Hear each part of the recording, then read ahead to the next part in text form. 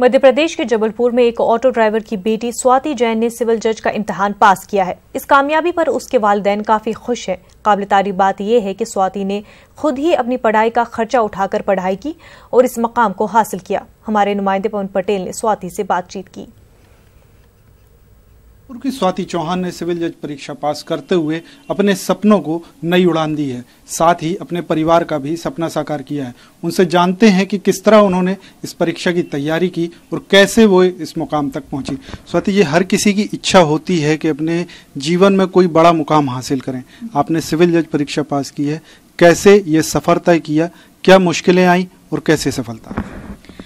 Sir, civil जज का exam निकालना मेरे लिए बहुत मुश्किल था, लेकिन जैसे ही मैंने डिसाइड किया कि ये मेरा टारगेट है तो फिर 1 साल तक मैं कंटिन्यू अपनी स्टडी पर बहुत फोकस रही और लगभग 16 घंटे मैंने अपनी स्टडी को दिया और फाइनली मुझे सफलता मिली।